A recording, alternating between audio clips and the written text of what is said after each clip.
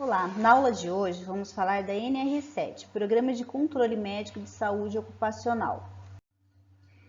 Esta norma regulamentadora estabelece a obrigatoriedade de elaboração e implementação por parte de todos os empregadores e instituições que admitam trabalhadores como empregados do Programa de Controle Médico de Saúde Ocupacional, conhecido como PCMSO, com o objetivo de promoção e preservação da saúde do conjunto de seus trabalhadores.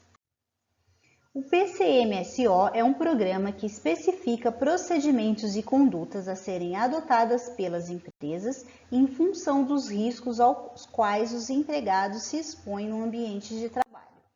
Seu objetivo é promover e preservar a saúde do trabalhador por meio da prevenção, detecção precoce, monitoramento e controle de possíveis danos à saúde do empregado. O PCMSO deve estar articulado com todas as normas regulamentadoras, principalmente a NR9, que trata dos programas de prevenção de riscos ambientais. Todas as empresas que possuam empregados, independentemente do tamanho e grau de risco, desde que regidas pela CLT, são obrigadas a implantar o PCMSO.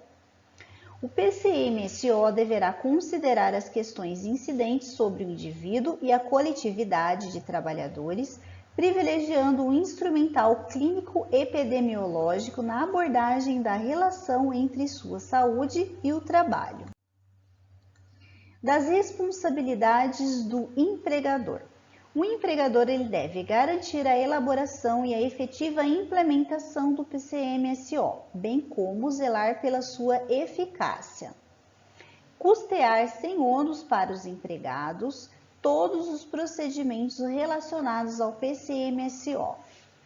Indicar, dentre os médicos dos serviços especializados em Engenharia e Segurança e Medicina do Trabalho da empresa, um coordenador responsável pela execução do PCMSO. No caso de a empresa estar desobrigada de manter um médico do trabalho de acordo com a NR4, deverá o empregador indicar médico do trabalho empregado ou não da empresa para coordenar o PCMSO. Inexistindo médico do trabalho na localidade, o empregador poderá contratar médico de outra especialidade para coordenar o PCMSO. Excluem-se desta obrigatoriedade de indicar médico coordenador deste programa as empresas de grau de risco 1 e 2, conforme a NR4, que possuam até 25 funcionários. De grau risco 3 e 4 com até 10 funcionários. Empresas de grau de risco 1 e 2 que possuam de 25 a 50 funcionários poderão estar desobrigadas de indicar o médico coordenador, desde que essa deliberação seja concedida através de negociação coletiva. As empresas de grau de risco 3 e 4 que possuam entre 10 e 20 funcionários poderão estar desobrigadas de indicar médico coordenador, desde que essa deliberação seja concedida através de negociação coletiva. Em relação à avaliação do ambiente de trabalho, podemos dizer que visita a empresa para análise de processo produtivo, estudo em todos os setores da empresa para reconhecimento dos riscos de possíveis agravos à saúde, riscos físicos em relação ao ruído, calor, frio e radiações, riscos químicos em relação a solventes, produtos químicos, riscos biológicos, bactérias, fungos e vírus, riscos de acidente, piso escorregadio, animais peçonhentos, riscos ergonômicos e atitudes anti-ergonômicas em relação a erros posturais. Então, todos esses itens são avaliados num ambiente de trabalho. Os exames médicos, eles são admissionais, periódicos, de retorno ao trabalho, de mudança de função e exames demissional. Então, todos os funcionários, independentemente do cargo ou função, deverão se submeter aos exames médicos. Quando que os exames deverão ser realizados? O exame admissional deverá ser realizado antes que o trabalhador assuma suas atividades. O periódico deve ser realizado de acordo com os intervalos mínimos de tempo abaixo discriminados, ou seja, para trabalhadores expostos aos riscos ou a situações de trabalho que implique o desencadeamento ou agravamento de doença ocupacional, ou ainda para aqueles que sejam portadores de doenças crônicas, os exames deverão ser repetidos a cada ano ou a intervalos menores, a critério do médico encarregado, ou se notificado pelo médico agente de inspeção do trabalho, ou ainda como resultado de negociação coletiva de trabalho, de acordo com a periodicidade especificadas no anexo 3 da NR15 para os trabalhadores expostos a condições hiperbáricas. Para os demais trabalhadores, esse exame periódico deve ser realizado anualmente quando menores de 18 anos e maiores de 45 anos de idade e a cada 2 anos para trabalhadores entre 18 e 45 anos de idade. O exame de retorno ao trabalho deverá ser realizado obrigatoriamente no primeiro dia da volta ao trabalho de trabalhador ausente por período igual ou superior a 30 dias, por motivo de doença ou acidente de natureza ocupacional ou não, ou após parto. Mudança de função. O exame de mudança de função será obrigatoriamente realizado antes da data de mudança.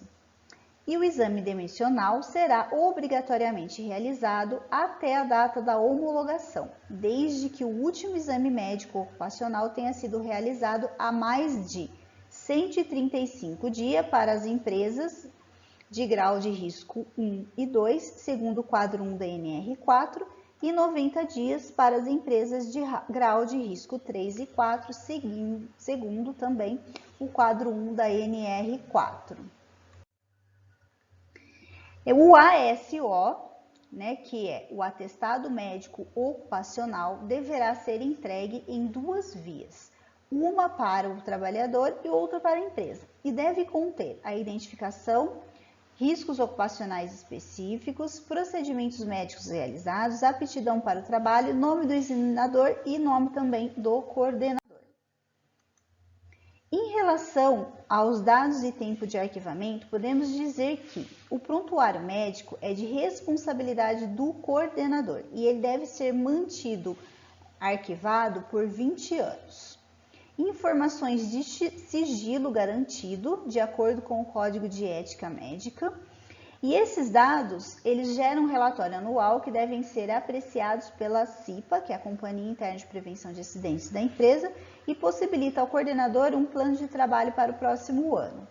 O PCMSO deverá obedecer a um planejamento em que estejam previstas as ações de saúde a serem executadas durante o ano, devendo estas ser objeto do relatório anual.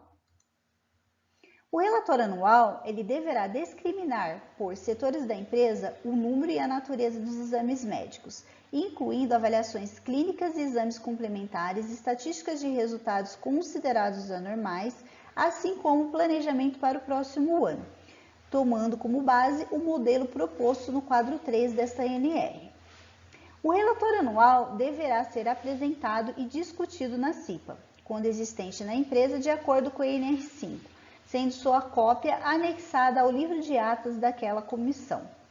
O relatório anual do PCMSO poderá ser armazenado na forma de arquivo informatizado, desde que este seja mantido de modo a proporcionar imediato acesso por parte do agente de inspeção de trabalho. As empresas desobrigadas de indicarem médico coordenador ficam dispensadas de elaborar o relatório anual. Quais as ações de saúde do programa?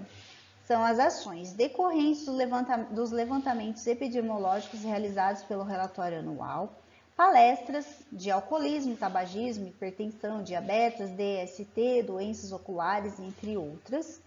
Primeiros socorros, a atualização dos equipamentos para a prestação de atendimento, como caixas de equipamentos médicos, considerando as características das atividades desenvolvidas. E todo estabelecimento ele deverá estar equipado com o material necessário à prestação dos primeiros socorros, considerando-se as características da atividade desenvolvida. Deve também manter esse material guardado em local adequado e aos cuidados da pessoa treinada para este fim. Por hoje é só e até a próxima.